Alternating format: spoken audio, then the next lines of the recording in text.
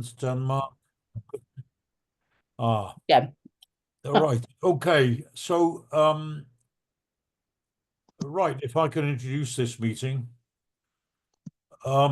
Right, welcome all the comrades here from a number of countries. I want to start by saying I have a very treasured memory. One of the best films that I've ever seen was the newsreel of the Romanian dictator Ceaușescu's downfall in 1989. There he was, standing there on the balcony of his palace, making a pompous speech to a vast crowd of workers who'd been marched and shepherded and herded into the public square below him. And suddenly the roles are reversed.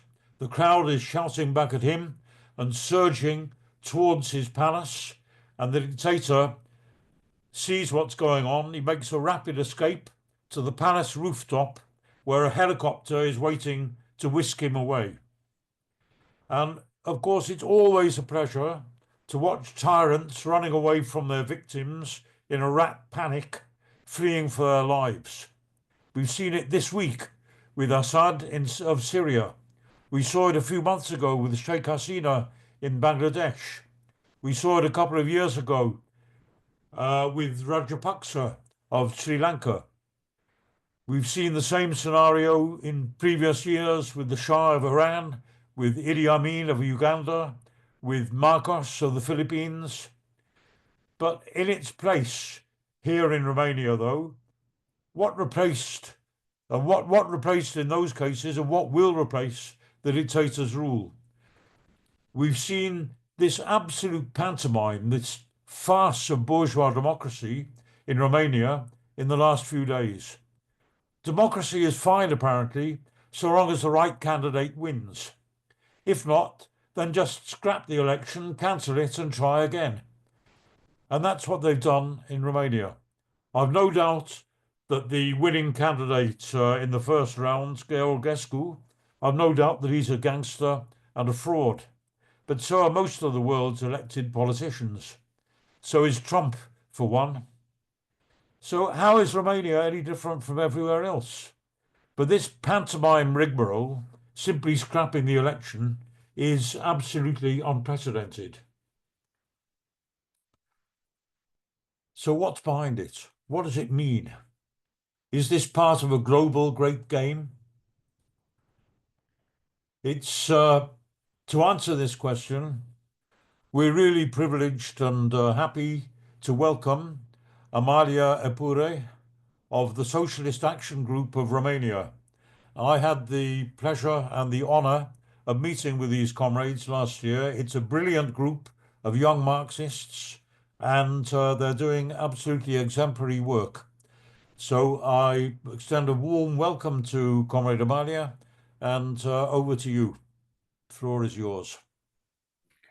Thank you, Roger. Hello, everyone. So I'm Amalia. We are part of a young and small organization called Socialist Action Group in Romania, where we try to advance both Marxist theory and practice. So we both try, to educate people, but also be in contact with working class people and, just learn from them, while we also try to offer a more theoretical background on their struggles.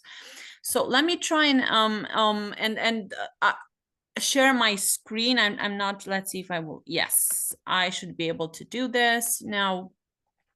So yeah, thank you for your interest in Romanian politics. I believe that what happened for the past few weeks in Romania is very, very relevant to what happens in politics worldwide. I will start with providing a very short context of Romanian politics and how we got here, basically. So after the 1989 Ceaușescu fall, which Roger mentioned earlier, we started a very fragile democracy, so to speak, a very fragile democracy, but a very a democracy that that everyone used as an ideal to basically excuse any politics. So one of the major tensions that currently exist in Romanian politics, as I believe in a lot of other countries, is establishment versus anti-establishment. And unfortunately for Romania, anti-establishment means a lot of new, more recently created neoliberal parties, which pretend to fight the corruption that has been that the corruption of the older, more established parties. So you have neoconservative neoliberal politics is now part of the anti-establishment in Romania. More recently, for the past maybe 4 years, the neoconservatives are also making a comeback in Romania, meaning that they pretend to fight the established politics from a very nationalist and xenophobic perspective. So we are in a very unfortunate situation where anti-establishment really means either neoconservatives or neoliberals. Secondly, another very common opposition is between the so-called progressive and traditional values. And although no politician in Romania really has an open progressive agenda, you hear a lot of voices that say, oh, the queer people or the gay people are going to come and corrupt the children. Therefore, they push for a very traditional or neocon agenda. So there is also this tension between women's rights and abortion rights versus more traditional anti-feminist and anti-abortion stance. And of course, another axis that we have is, as I mentioned earlier, corruption versus anti-corruption.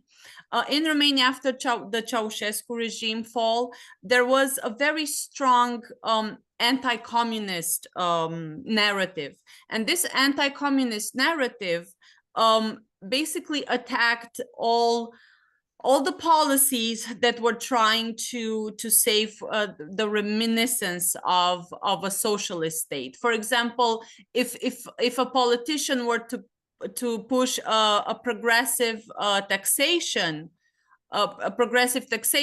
he or she will be labeled as communists. So there is a huge anti-communist narrative, which later on developed into an anti-corruption narrative. But basically, the party that is most renowned for its corruption is the Social Democrat Party, which unfortunately is social democratic only in its title, because in practices it's not a very social democratic party. However, it is the only party that still supported certain social policies, such as increases in wages, increases in pensions, various social security policies. So this older established Social Democrat Party, although its economic agenda is more and more liberal or neoliberal, it's still, let's say it's the only party that still has policies that actually may benefit working class people. So it's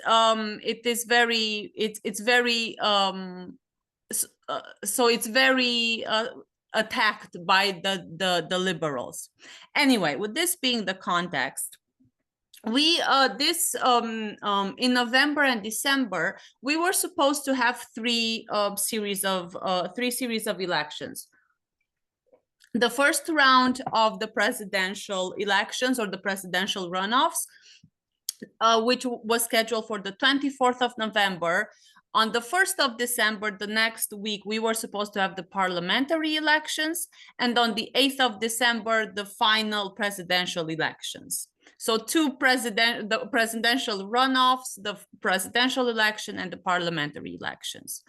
Now, in the presidential runoffs, everyone was convinced that the finalists of these election would be the Social Democratic Party, which I mentioned earlier, so the old established Social Democratic Party.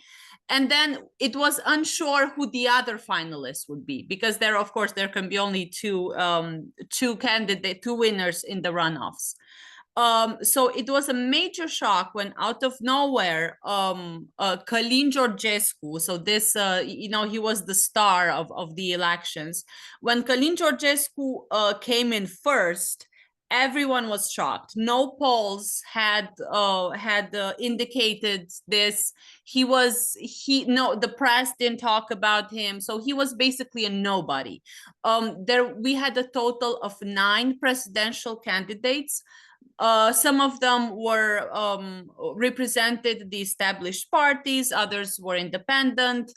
So out of these 9 candidates, Călin Georgescu, who came in first, nobody knew who he was. We had a very similar scenario in the 2020 parliamentary election, when a far-right nationalist party that no one had heard of, and which again the polls had not indicated as a potential winner, this party also, so this far-right party, apparently out of the blue, they just got a very, very good score in the parliamentary election. So once again, we have a far-right candidate, which nobody announced, who came in first place. Now, the second position in the presidential runoffs was won by Elena Lasconi, who is who represents the so-called anti-establishment neoliberal party, and then in third came the candidate coming in from the Social Democratic Party, Marcel Ciolacu, who everyone expected to be on the first place or on the second place. He came in third, meaning that he was not going to make the final presidential elections. And the difference in votes between the Social Democratic candidate and the neoliberal candidate was of only 2,700 votes. This resulted in in a lot of chaos. No one really expected this result. However, so we have the finalist far-right candidate and a neoliberal right candidate. So so this was the surprise of the presidential runoff. Moving on a little bit to the parliamentary elections, which, just as a note, Romania is not like France. So in Romania, the president doesn't have that much power as it would have in France, for example. The actual power, executive power, is held by the prime minister, not by the president. So the president has mostly is responsible for the external affairs and so on, but the parliamentary elections are in fact much more important than the presidential ones in terms of power and who gets to rule the country. So in the parliamentary elections, the results, it was pretty much as everyone expected. We didn't have any major surprises. In first came the Social Democrats with I believe, give me just one second. So the Social Democrats came in first with 22%, which is not a lot, and in both the presidential and the parliamentary election, only about half of the population voted, so about 50%, which means that at least half of the population is completely disengaged with the electoral process, which I believe says a lot. Anyway, so this was the Social Democrats won, which I believe, it's the last bad. It's, well, it's not a good scenario, but it's not as much of a bad scenario for the working class. However, they came in second, very close in second, by by a far right party called the Alliance for the Union of Romania, which is one of the anti-establishment neocon far-right party that I mentioned earlier. So they came in second. And then just the rest of, mostly liberal parties. And just to let you know, the left was basically not represented at these elections, and with one tiny exception of a party that did not even make it to in the parliament. In Romania, you need to get at least 5% of the national vote in order to get in the parliament, and this we did not have basically any actual left-wing party, except for this Social Democratic Party, which, it's not exactly social democrat. It's only, so basically we only had neoliberals, neocons that got into the parliamentary, into the parliament. Now, following we were supposed to have the final presidential elections on the 8th of December. On the 6th of December, less than 48 hours prior to the presidential elections, sorry, I'm jumping a bit ahead. Apologies. So following Călin Georgescu coming in first place at the presidential runoffs, there were a series of protests which were mostly organized in Romania's large cities. Now, initially, these protests were just, I believe they were more or less spontaneous.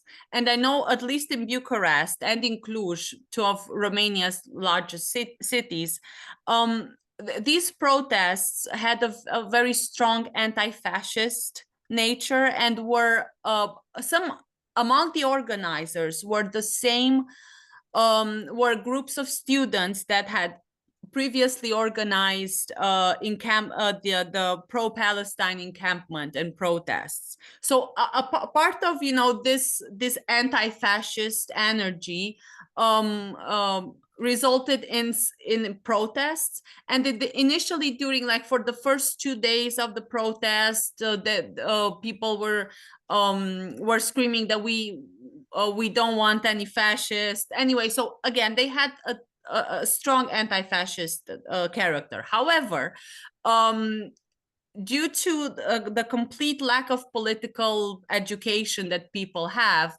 people tend to equate the far right with the far left, meaning some people were calling in the streets during the protests, they were calling Georgescu a communist, so it was, you could just tell how confused people were and how nobody really knows what was happening. Sometimes even the press would refer to Călin Georgescu as a communist. So you can tell that that there were several layers of confusion and manipulation from several directions. Now, shortly after this anti-Georgescu, anti-fascist protests were soon hijacked by the establishment, and instead, as the protests evolved, basically an anti-fascist protest, it just became a pro-establishment, pro-European Union, pro-NATO protests, with various public intellectuals joining in and speaking on behalf of Elena Lasconi, who was Călin Georgescu's opponent from the neoliberal party. So as I said, these protests were very quickly hijacked by the establishment and lost any actual anti-fascist nature. Okay, So this was so the protests were, let's say, part one of the chaos that followed Georgescu's Călin Georgescu's victory. But then, as I started saying earlier, less than 48 hours prior to the presidential final elections on the 8th of December, the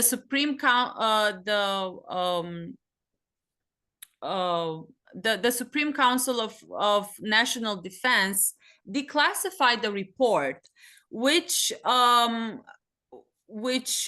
listed several issues that several illegalities that Călin Georgescu's campaign ran into. For example, so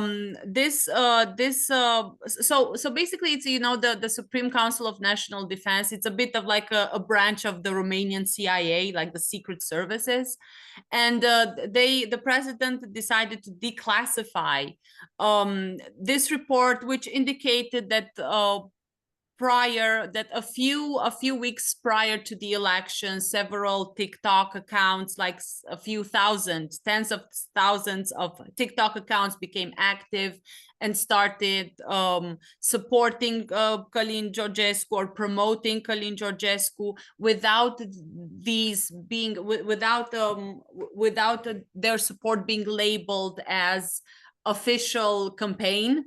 As official campaign videos, the way the Romanian legislation requires. So all electoral campaigns were supposed to be marked as such. This was not the case. Another issue, there were several TikTok accounts that impersonated Romanian institutions and that pretended to support Georgescu. Another issue that they found was that Călin Georgescu reported zero. So he said that the budget of his campaign was zero, although they did find some donations received from a Romanian businessman currently living in South Africa. Anyways, so there were various issues that they found. However, this report, and I read the report 3 times, does not say anything about Russia. So no connections were found between Russian money and, you know, all of these illegalities that they were able to track, especially on social media. And so although this report, this declassified report, did not identify any connections to Russia, the main mainstream media and just the media in general, I will quote here, referred to the declassified report as the report revealed a Russian operation supporting Georgescu. Once again, this was not the case.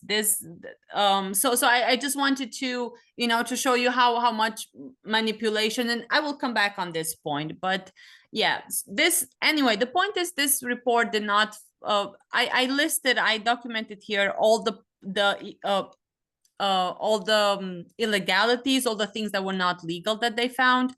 And it wasn't, let's say it wasn't that much of a, there was no proof of foreign interference.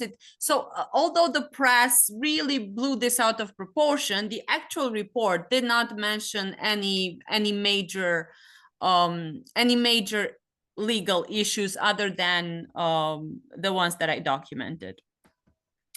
And the third phase, so we had the chaos of the protests, we had the chaos of this declassified national report, and the coup, like the la pièce de résistance, or let's say what really blew everyone's minds was when the Constitutional Court of Romania decided to invalidate the presidential runoff.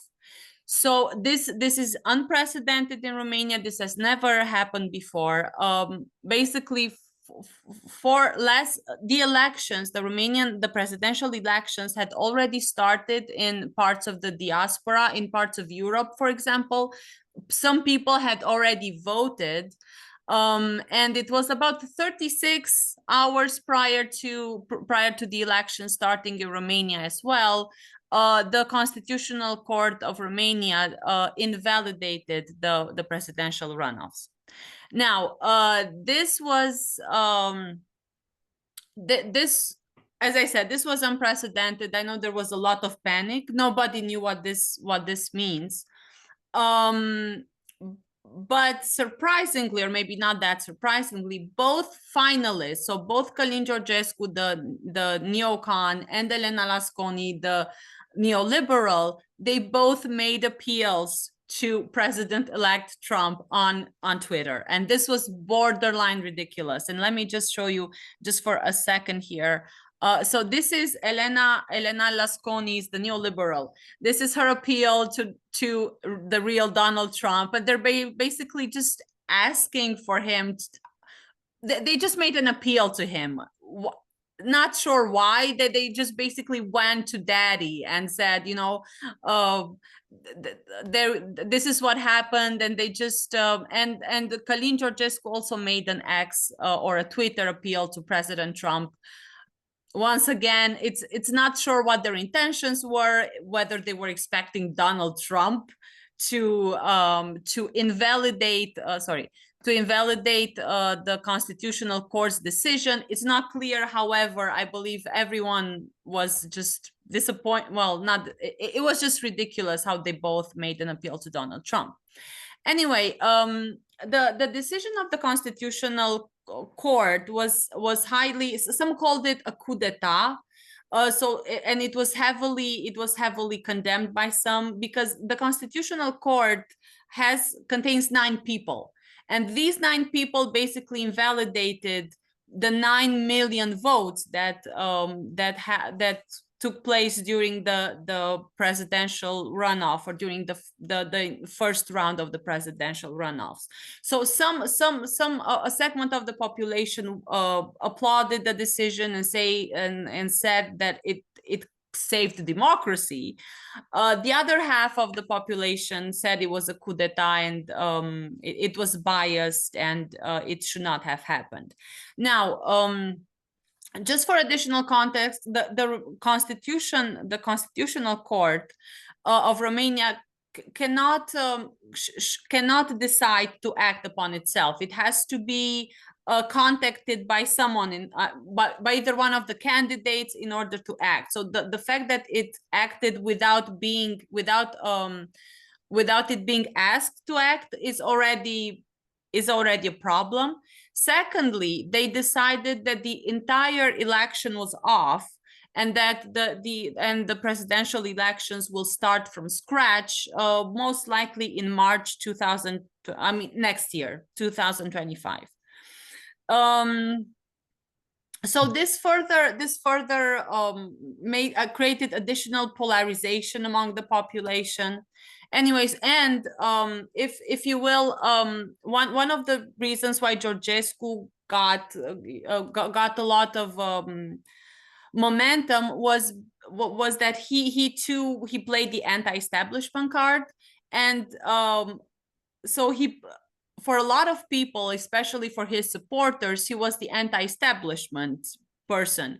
And then the entire establishment, represented by the Constitutional Court of Romania, basically invalidated his victory. So it's I feel like this further underlined the establishment versus anti-establishment narrative, and further decredibilized the establishment and the status quo. Okay, so right now we're not all. Let me also make a brief profile of Călin Georgescu. So as I mentioned initially, the polls never presented him as a valid candidate. Nobody knew about him. He played majorly. He played the anti-establishment card. That was one of his main points, basically. Although he used to, he's by no means an outsider of the system. He worked at the UN. He held various positions in the Ministry of Environment and the Ministry of External Affairs. He was even proposed as prime minister by a couple of parties, both in 2010 and a couple of years ago. So he's by no means an outsider, although he presented himself as such. The press kept on referring to him as Putin's candidate, although he denied any such connections. He was also presented as the candidate who wants to take us out of the European Union and out of NATO, and he also contradicted this narrative by saying that he doesn't want Romania to leave the European Union or NATO. The mainstream media presented his victory in very alarmist terms. His victory was presented as the potential end to democracy. The press would also headlines would also read something like, we may be facing the last free elections of Romania. So his influence was blown out of the proportion, completely blown out of proportion, because as I said earlier, the president doesn't have that much influence in Romania as it has in France, for example. So you know, if we were to look for some of the reasons why Călin Georgescu, a far-right politician, one had this much support from the population, of course, as I said, the gross mistrust in established politics. Romanians tend to associate liberal democracy with neoliberal policy, so they tend to deeply distrust the so-called democracy. Second, Călin Georgescu, of course, does not represent the interests of the working class. He simply represents the interests of the local or national capital, which has been displaced or by the transnational and corporate capital. So there are, let's say, local interests, but these are not the interests of the people. Is still big money, but it's national big money rather than transnational big money. Also, I believe that Georgescu is also a symptom of, you know, several powers. We're a country at the periphery of the empire. It's what I always say. So we have like several conflicting interests. On the one hand, you have Western interests such as NATO, which you are a part of, and the European Union, and just the Western hegemony. And then you have, for example, Russia and other conflicting powers to these hegemonic Western powers. So although there's no proof that Russia actually paid money or influenced the Romanian elections, a supposed intervention from Russia isn't that, you know, is somehow credible, because it would be in their best interest to have to help out a candidate which is, let's say, less subservient to Western interests as the neoliberals are. And finally, just to draw out some conclusions, as I said, I believe that the entire presidential runoffs reflects European and American tendencies of opposing a neoliberal candidate supported by the pro-EU and NATO elites. and of course by the mainstream liberal media, to a far-right candidate which is supported by aspiring national elites and the local capital. So you have, for example, we had Le Pen versus Macron. Once again, the French had to choose between a neoliberal and the far right politician. So I believe that this tension was reflected in Romanian politics as well, elections. Călin Georgescu, he sued, or he's planning to sue the Constitutional Court on the basis that it abused its power by deciding to annul the presidential runoff. And there are ongoing discussions among the pro-European parties to form an alliance for the upcoming 2025 presidential elections and come up with only one candidate who will supposedly oppose the nationalist far-right presidential candidate.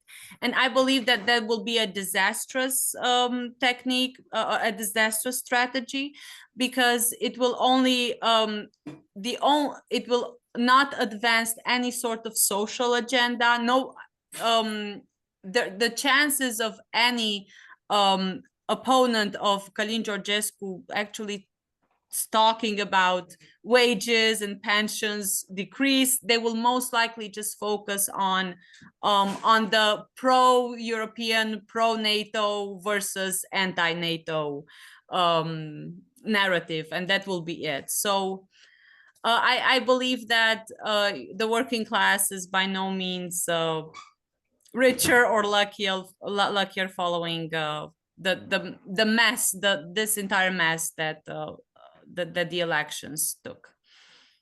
And yeah. Okay, thank you, Comrade Amalia. That's a very comprehensive, thorough, and enlightening explanation of the situation. The meeting is open now for any comrades with questions, discussion, not only perhaps related to the election, but also the broader tempo of events in Romania and Eastern Europe. Who wants to come in first? Andrew. Basic question. We saw that Călin Georgescu and Lasconi came 1 and 2. What if number 3 was very close behind Lasconi? What would have happened if Lasconi and number 3 had been 1 and 2? Would they have cancelled the election? Is it just anti-Georgescu? Yes, so very well pointed out. It was this decision was most likely the Constitutional Court of Romania is a very politicized body, and they based their decision on issues that were not legal in Georgescu campaign, Călin Georgescu's political campaign. This was the pretext for the annulment. So in theory, the other candidates their campaign did not have any illegal measures the way Georgescu had. So they would not have canceled it out. The only reason they canceled it because one of the finalists had an illegal campaign. Okay. Okay. Thank you. Yeah, Ian, then Matthew.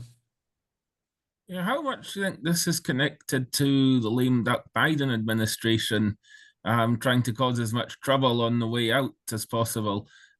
See also what's happening in Georgia. In both those cases, it seems to be overstepped by the neoliberal pro-Western forces. The Constitutional Court in Romania, the president in Georgia is refusing to leave Brzezinski, a protege I learned today, and I already knew a French diplomat until 2004. In South Korea, it's obviously the more hard right side of things that tried and failed to launch martial law, but the common thread is the more pro-American side.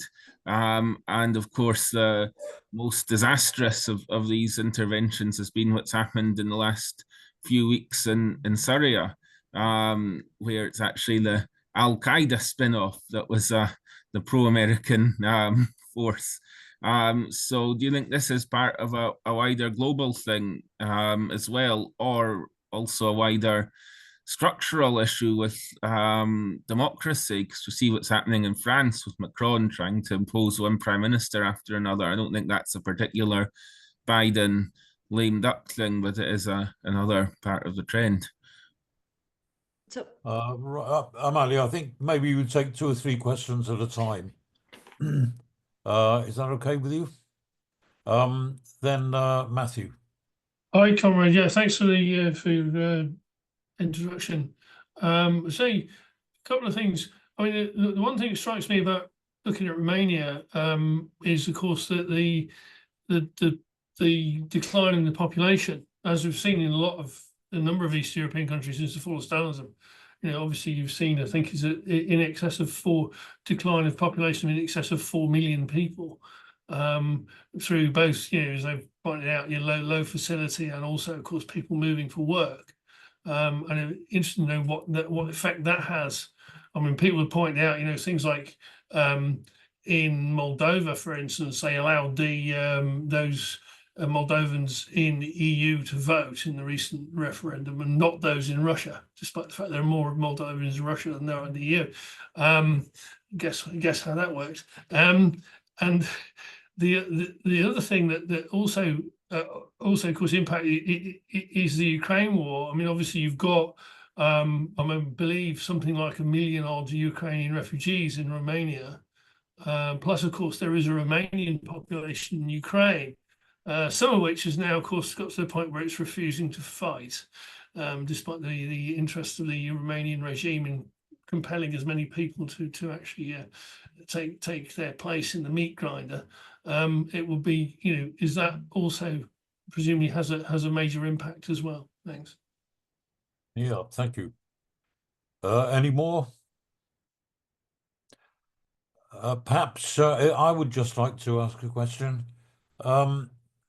Could you tell us a bit more about the situation with the Romanian working class? First of all, I believe there is, unlike most European countries now, there is still some industrial proletariat still there. What is the situation with the trade unions? It is quite astounding that there was no, out of all the dozen candidates in the presidential election and in the parliamentary election, there's not one that even is remotely left, except for one little splinter group, which is kind of, as far as I understand it, kind of green and ecological and so on. And you know, in other words, nobody with any pretensions to a socialist program. So what is the situation now? How much? What would be interesting also to know is the proportion of the population that voted. Are the working class more or less sort of alienated from the political scene?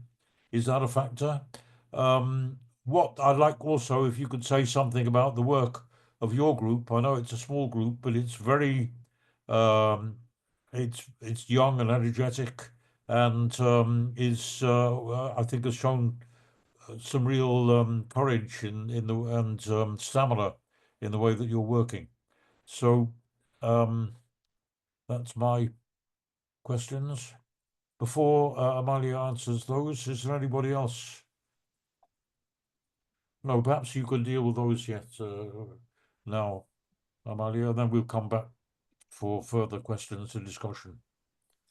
yes, okay, thank you. So just on the influence of the US and, you know, of the ending Biden administration, and I did not include this in my report because it also almost sounds like a conspiracy theory, but just prior, so a few hours to the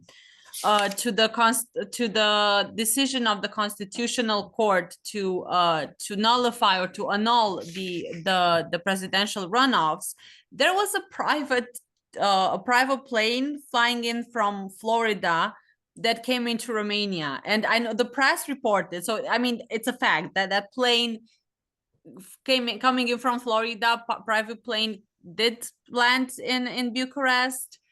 Nobody knows exactly, you know. So if you will, there have been there was at least this piece of proof that might indicate U.S. Influences as well. But of course, the press, the Romanian press, kept on talking about Putin. Everything we don't like is Russia. You know, even when Donald Trump won the 2016 election, it was Putin. So every time we have something that doesn't go according to the plan, it's Putin. So there, I mean, but and there was the alternative media also identified various connections between American neoconservative groups and Călin Georgescu. So if you will, there have been indications of both Russian influences and US influences when it comes to Georgescu. So yes, that, I mean, of course, although we don't have actual proof, as I said, US influences are pretty much, you know, obvious, but not proved. Now, in terms of the role that the maybe Ukraine war played in Georgescu's victory, Georgescu was the only candidate that that put a lot of emphasis on peace and on diplomacy. So he said that he would want to contribute to the end of the Ukrainian of the war in Ukraine, and he insisted in several interviews how he used to be a diplomat, and he kept on insisting that that the war could be stopped via diplomacy, and that and that this would be the agenda that he would push were he to be the president of the country. Of course, while, for example, his neoliberal counter candidate, she would always say that we need to support our NATO allies, and just so that you may know, NATO is currently building the largest NATO not headquarters, the base of the NATO is building their biggest center in Europe, in Romania, and it's their second basis, or second NATO. We have 2 NATO centers in Romania, which is, you know, a big deal. NATO has been investing a lot of money in Romania, so it would make perfect sense that they would not allow a non-NATO friendly president to win the elections. But again, this is all, you know, there have been no proofs, but so I would say that since Romanians are actually afraid of the war, it's, you know, Romania has a border with Ukraine, so people are obviously scared. He was the only, as I said, the only candidate who advanced a pro-peace agenda. I'm not sure that addresses the question. Thirdly, on the Romanian working class. Now, while it's true that a lot of the lower income people voted for Călin Georgescu, so it's unfortunately it would not be inaccurate to say that most of Călin Georgescu's voters do come from lower income backgrounds. However, we cannot, as I said, if you look at his program and the agenda that he was advancing, by no means would his agenda have favored the low income working class. However, since he actually he was specific about the fact that he wants to help small businesses. I mean, it's not even a secret. However, due to his anti-establishment agenda and him advancing a more traditional values, a lot of the low-income working class identified with what he had to say. Now, while we do have, we still have an industrial proletariat, although it's decreasing, and they are represented. So the Romanian private sector is almost not unionized at all. So when we talk in Romania about unions, we mostly speak about the public sector, be it transportation, healthcare, education. So it's mostly the public system that that is unionized. For example, there are a lot of the service industry, such as call centers and various other larger companies that open that have their customer care services offshored to Romania, because we tend to speak English and we don't cost as much as maybe various European counterparts. These industries are not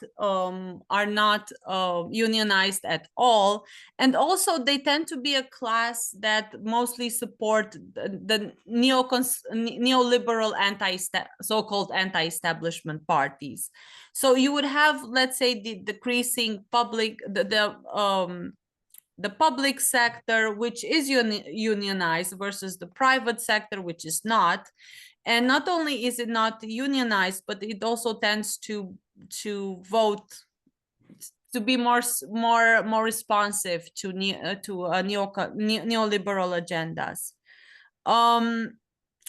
Now, in terms of what we do with Socialist Action Group, as I said, we're just a handful of people. And we are located only in 2 cities, in Bucharest, the capital city, and Cluj, which is one of the country's most important university centers. We are starting, however, to develop small networks among working class, mostly through unions. So most of our connections are from the public sector, and we made these contacts by joining protests whenever there would be, for example, a wage increase protest, whatever. We would try to join in and get in start the dialogue and maybe exchange information and then keep in touch with these protesters. So this is our more of the field work. This is part of our field work. Other than that, we also we have various of our members have tried to unionize their to create unions at their workplace. For example, we have a colleague who works as a in the IT industry, and he tried to form a union. He was bold enough to try and form a union. That is still ongoing. It's very it's quite a bureaucratic process to initiate the union, but I know that one of our comrades is trying to do that. And then we have in other fields, we also have a colleague who works in a theater, in a private theater, and he tries to form a union there. So we do try to, as much as we can, to maybe extend unions in the private sector. But again, that is still very, very that isn't the norm in Romania. So we're really trying to see where that might get. Now, I'm not, if I haven't answered, if there's anything I left out, if you will please be so kind as to reiterate the question again. Oh, you've done that very well, Amalia. Thank you. Right, any more questions or points of discussion? Jimmy. You're muted, Jimmy.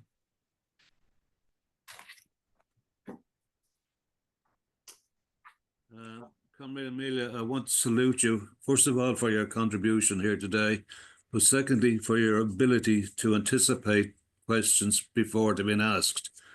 Because I had planned to ask specific questions around the trade union issues, and you answered them one by one before I had them finished, written them. But there are one or two things I just wanted to ask again, just for clarification. In the trade union movement, you've explained that they seem to be small in number, small in membership, and consequently small in influence.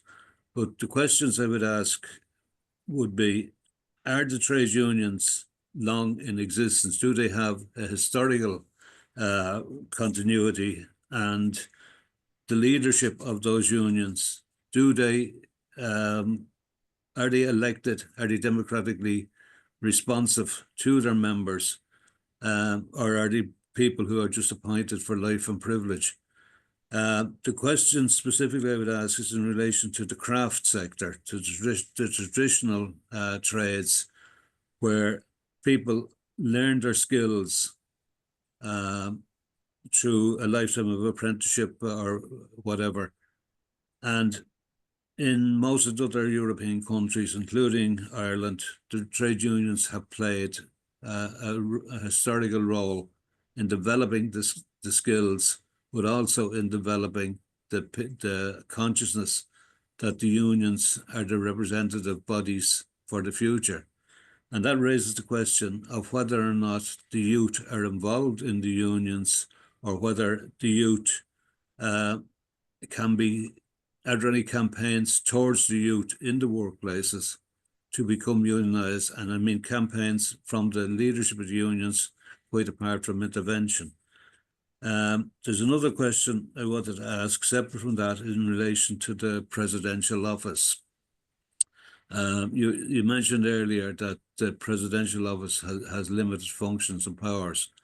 Now, again, there's a parallel here in Ireland, that we have a president who is elected by the people, but it is claimed that the president has very, very limited powers. Yet, in that, in the Constitution, all the appointments of ministers have to be sanctioned and ratified by the president. If a government wishes to dissolve itself and go for an election, it must have the sanction of the president. And the president has the right to refuse the sanction and direct that they go back to the Dáil, which is the parliament, to reconsider their position and try and carve up another government. The president also has the right that all legislations passed through the Dáil must have a presidential sanction, and the president has the power to reject it or to refer it to courts or to a presidential council. So what I'm asking is, the functions that our president has here, which are claimed to be limited, are in fact quite important if the president has the will to exercise them. And I would ask, is there a danger that people would see the potential in an incoming president that they can't control, that president would have the power and the authority to reject the function, or to reject the policies and programs of the government in power, or the government hoping to be in power? Oh, thank you. Roy.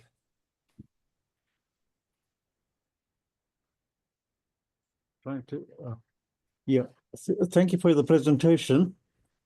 Is it likely, what is the likelihood of the March 25th election or the 2025 elections being different from the one that just passed?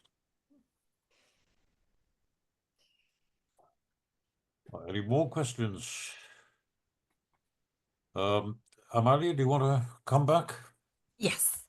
So now regarding trade unions, so in the 90s, meaning right after Romania, after the Ceaușescu regime fall, unions were quite strong. We had a strong, solid trade union tradition, so to speak, especially in key in key industries, such as I mentioned, probably the railway. You know, I believe it's the same, a bit the same everywhere. But for example, the railway unions were very strong, and they used to have a lot of influence. Now, what happened is in the 2010s or in the 2000s, following more and more neoliberal, as the neoliberal governments gain more and more influence, there was a strong campaign, anti-union campaign, meaning the press would report on how they are corrupted, on how they are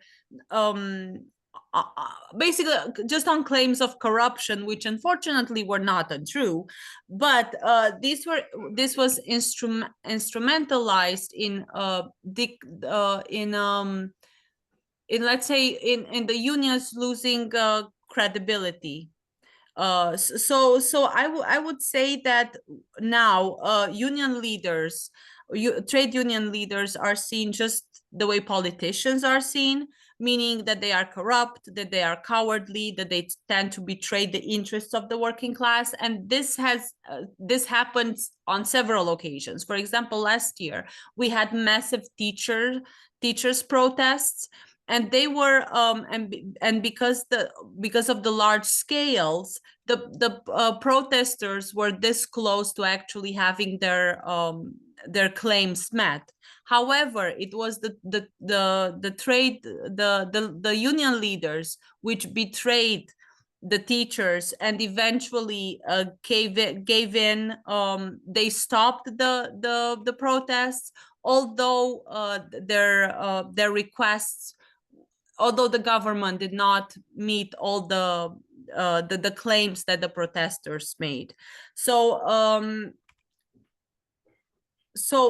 on the one hand, unions are being unfortunately less and less credible as movements, but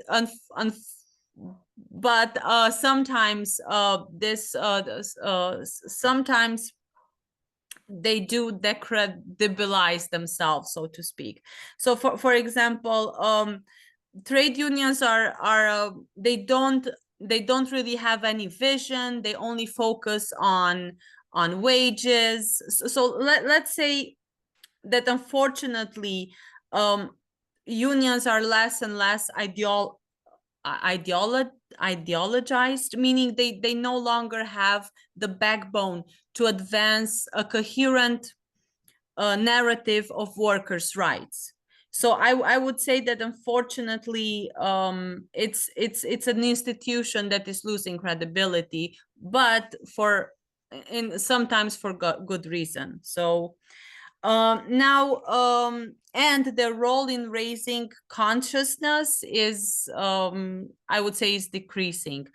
For example, we often go at protests and we listen to the speeches that the trade unions the trade union leaders make, and while sometimes we are surprised by a voice that, you know, speaks uses words such as, you know, workers' rights, you know, like some of the verbiage that, you know, as leftists or as socialists we are used to pay attention to.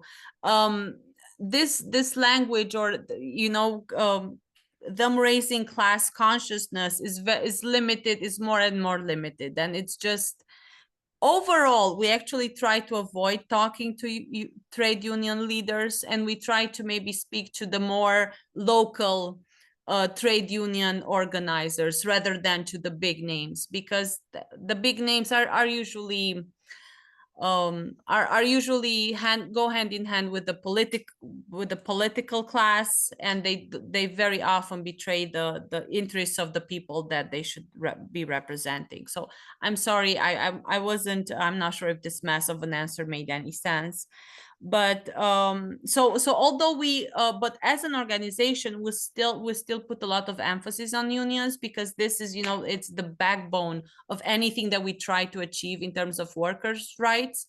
But their current organization, it's not doing what it should be doing. So it's an institution we want to save, but at the same time it's not really saving itself, because it's rotten at the core, unfortunately.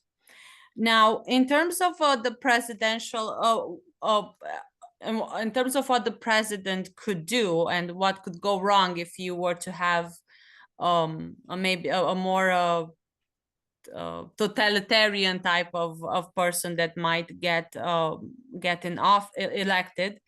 For example, one of the main the president names the prime minister, so that's a big deal, and I believe it's similar to it's similar to Ireland, meaning the president does have to approve various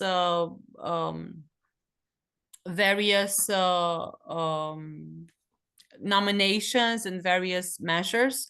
However, what I believe that I was trying to highlight when I said that the alarmist tone or the apocalyptic tone in which the press presented Ceaușescu was blown out of proportion was simply because in neither his political program nor his interviews gave any red flags in the direction that the press was presenting those red flags. For example, his program was just your average neoliberal program. It didn't have anything that's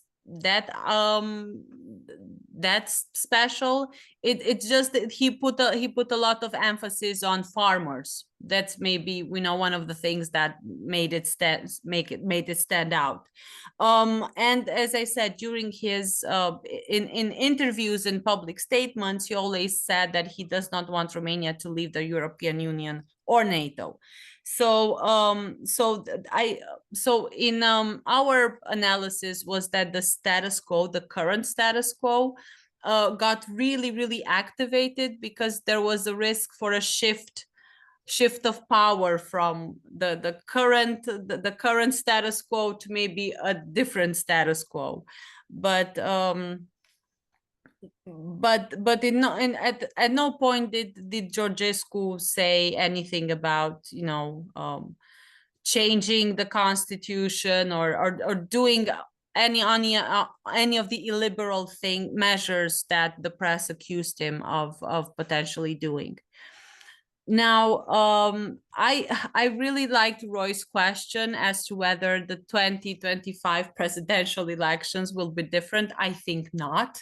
I think that as I mentioned towards the end of my presentation, we now have the pro-European Union parties and the sovereign parties, meaning the more nationalist parties, and we have the entire pro-EU status quo is planning on having one single candidate. So this means that once again, the Social Democrats will form an alliance with the neoliberals and the liberals, and they will come up with one candidate that will support Europe.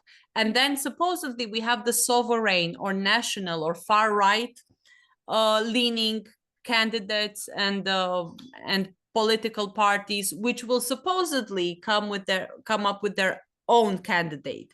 So I believe that we will have so this polarity between pro-European and the far right. I believe that the constitutional court's decision to annul the election only further emphasized this polarity and this opposition. So I'm pretty sure that in 2025 we will once again have it will probably not be Elena Lasconi, but it will be just another neoliberal candidate.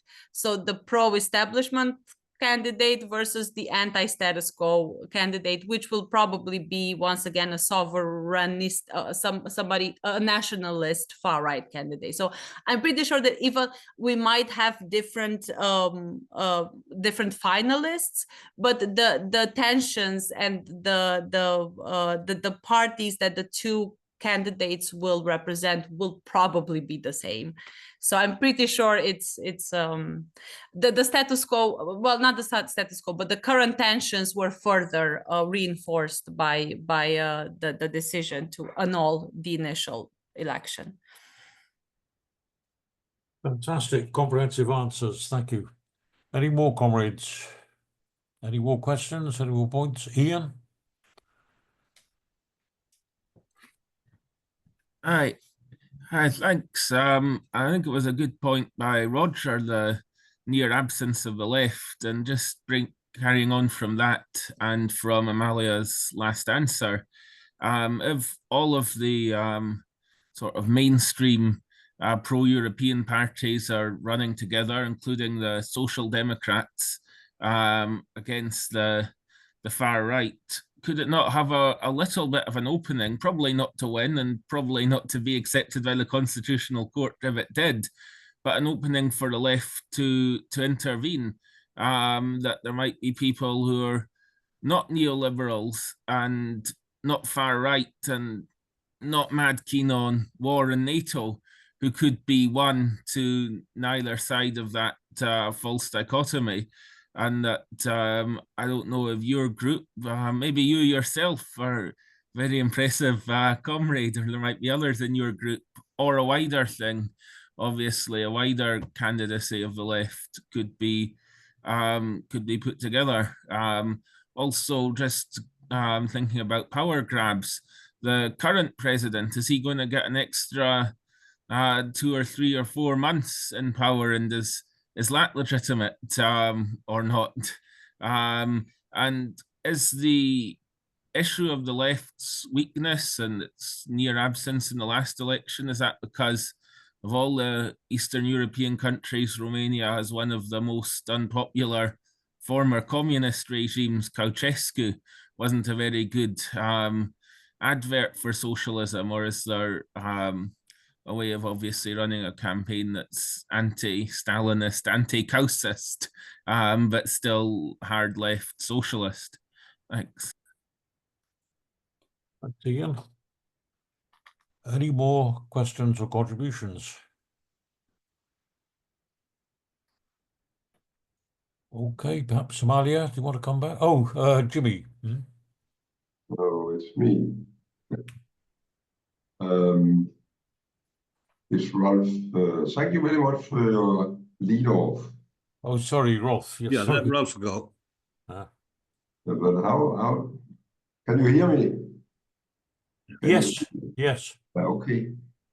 Thank you very much for your lead off. The question is, you see, in Denmark, we have lots of people from Romania working.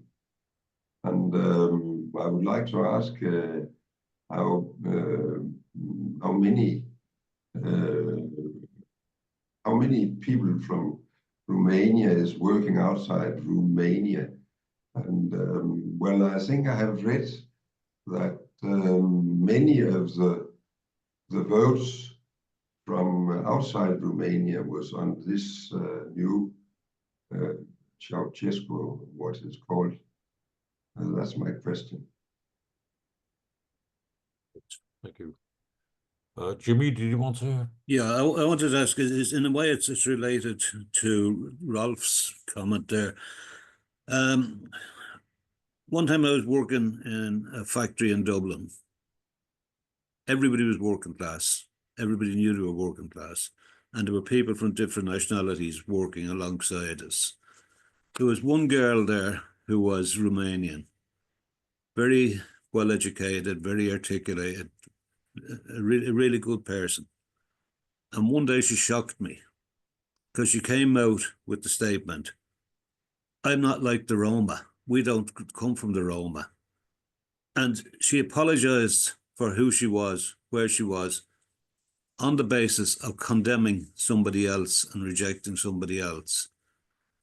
Now, over the last number of years, there has been an undoubtable, recognisable movement into Ireland of not just Romanians, but of all the Eastern European nationalities. But the segregation of the Roma still exists, because when they move into an estate, from the very beginning, they're identifiable by their clothing, they're identifiable by their traditions, and they're considered to be an underclass of thieves, of robbers, of manoeuvrers, of opportunists, whatever. All the same suspicions and fears they give to Irish travellers and Irish tinker classes. The question I would ask is, does that horrible attitude still extend or still exist to a large degree in Romania? And is there any memory of the mass extermination that took place of the Roma during the last war, or has it been just written out of history altogether? I just leave it at that. Yeah, that's a pretty interesting question. Are there any more questions before I ask Amalia to come back? Oh, okay, comrade. Amalia, you ready? Sorry about that. So, very quickly on the implications of the Constitutional Court decision to postpone the elections for March 2025. As I said, so since this is an unprecedented decision, at least in our relatively recent democracy, this was one of the byproducts of this decision, so to speak. So the mandate of the current President Klaus Iohannis was by default extended by several months. That was one the segment of the population which condemned this decision as a coup d'etat. This was one of the reasons that they mentioned, that we will need to extend the mandate of the current president, who was wildly unpopular. He's pretty much nicknamed the absent president, and Romanians joke about all he did during his mandate was play golf, which is not really far away from the truth. So he's wildly unpopular. And if we are to look for an explanation for Ceaușescu's win, is also that Klaus Iohannis, the liberal establishment, really let down everyone. So he's just unpopular among all the segments of the population. Now, in terms of maybe replacing this gap, this mistrust against the establishment, and trying to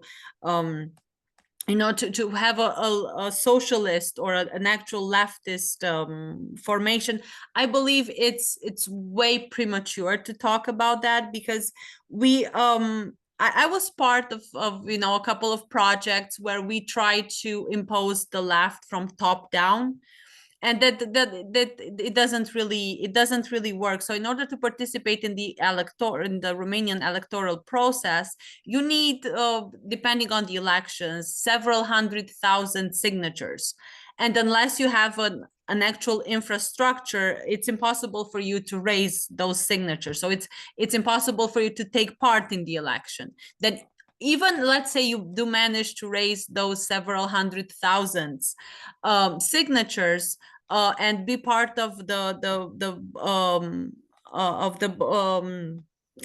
voting ballot, nobody will vote for you, because nobody knows about you. So our strategy with the Socialist Action Group is not to prioritize the electoral process, because as I said, that wouldn't really give us much, but to rather start an actual grassroots movement and to try and plant class consciousness among the people that we talk to. So I would say that really any new actual leftist or socialist formation at this point, it's we're talking about next year. It's just a few months. There's no time to build a solid, authentic movement that would actually stand a chance. So while our final aim is to build a working class party, we are very, very far from reaching that goal, and we are realistic in into where and how our efforts are best spent. And at this point, just participating in the electoral process just to be there would be a waste of our resources and would further decrease, make us not very credible, because you know, it would definitely result in a very humiliating failure. Now, regarding the diaspora, or the percentage of Romanians that work in other countries, I know a few years ago there were some statistics that apart from Syria at that time was during a war, so we were the second country in the region that had such a large percentage of people living outside the country. Following the 1980, the Ceaușescu regime fall and the economic transition, which was a disaster, we had millions of Romanians, you know, working in Spain, Italy, the UK, the north of Europe, and the majority of these workers were unqualified, low paid wages. However, the diaspora, or the Romanian votes, have shifted the final results of elections on several occasions.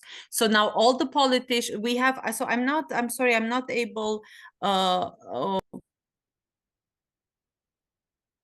you're muted suddenly. yeah, no, sorry, I was asking for help to see if my partner has in hand the exact percentage of the population that lives outside the Romanian borders.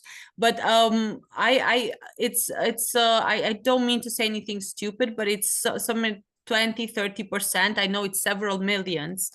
So out of the population is of currently I believe 19 million people. And out of these 19 million people, we have, I don't want to say 5 or 6 millions that live that live and work, mostly in Europe. And just to give you some numbers, for example, 43 of the votes in diaspora went to Călin Georgescu.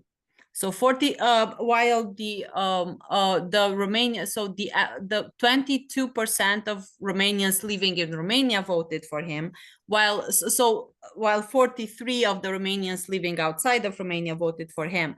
So the diaspora, the percentage of the diaspora that voted for Georgescu was twice as big as as it was within the country's borders.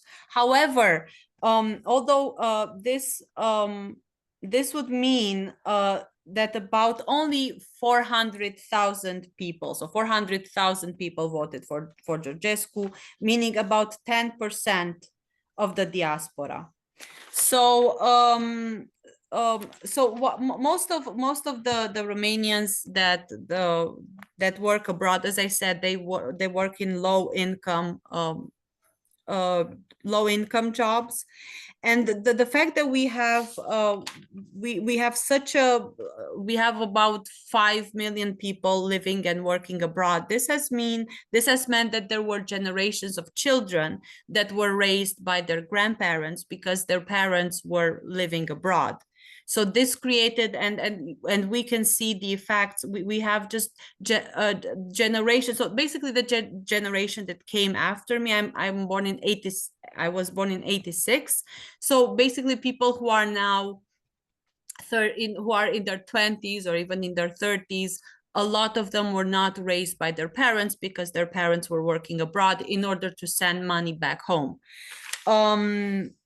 This also resulted in a rise of national sentiment or nationalistic tendencies, because we have, as you very well know, the Romanians haven't always been very well seen in Europe.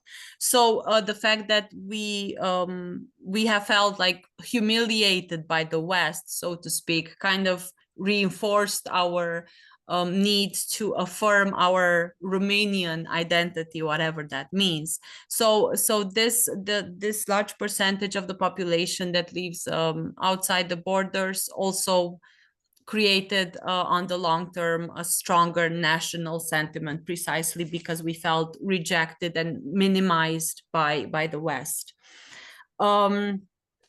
Now, I would like to move on and speak a little bit about the Roma community living in Romania. Unfortunately, a little bit of what's happening with the Black population in America, I believe that's a good starting point just to maybe reflect what's happening here. So there's still massive discrimination among the general population.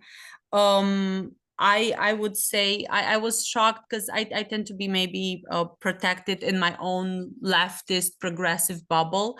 So my impression for years was that the anti-Roma sentiment and discrimination is starting to get better. However, the moment you step outside the more progressive bubble, you can tell that maybe because of the recent years in economic frustration, the anti-Roma sentiment has not diminished, but sometimes it even got more fierce.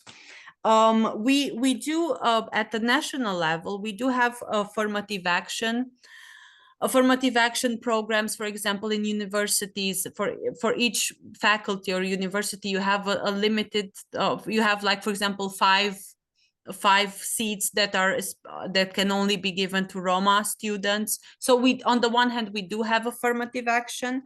However, the Roma Holocaust that happened, the Roma Holocaust, although it's mentioned, it's very briefly mentioned during history lessons, is still minimized. You do have a handful of NGOs that try to raise awareness. For example, there is the word gypsy. We try to eliminate there are NGOs that, for example, also raise awareness on the terminology and the fact that, for example, gypsy is a very political incorrect term. So I would say that you do have various layers of the population that are maybe more preoccupied, and this results in certain acceptable language. But this is only how should I say, these movements are very superficial and usually just target a certain category of the population, maybe people who are more middle classish and have a higher education level and are more preoccupied with what and how they say. So I would even condemn the movements that try to fight discrimination, and I would call them neoliberals sometimes, because they tend to be quite elitist sometimes. So I would say that the movements that try to fight discrimination against the Roma people are not very well thought out, and don't target and don't go in depth. And very often they just cover very superficial